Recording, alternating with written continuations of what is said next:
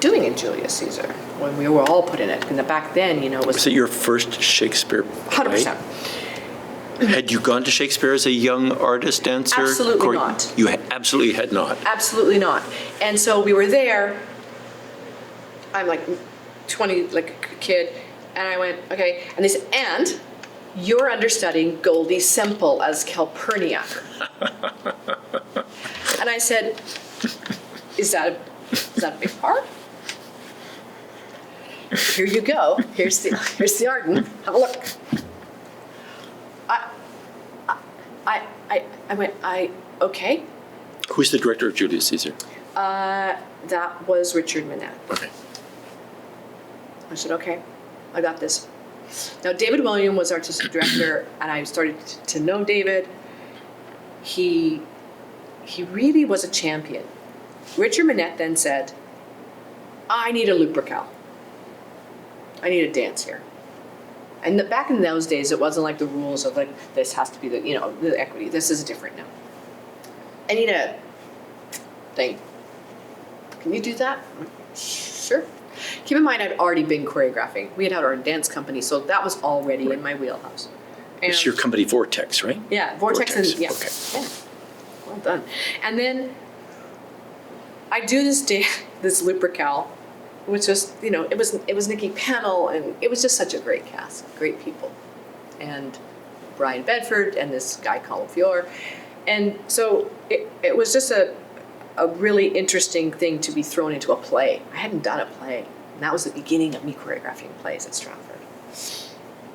But I'm also understudying Calpurnia. I had to do an understudy run. How old were you when that happened? 24, 25, whatever. Wow. I don't know what I was. It was awful. And I went, okay. And Goldie was amazing. And it's like, well, do you have to talk at the same time as movie? Because there's no talking in Swan Lake. I'm going to tell you that right now. There's a reason for that. Okay. And already I was doing musicals, which was like, this is the same show? How many times do I have to do the same show? That's not my world. My world was, I was a professional ballet dancer. This was, how many times are we doing this? Like, and you're going to do all this over again tomorrow? Okay. So it was a learning curve. But what I did learn at that point was I was starting to choreograph, and I got asked to do another play and more plays. And then David asked me to do something. I can't remember what I did with David. Then he asked me to do an opera that year, or the year after. And that was the big thing for me.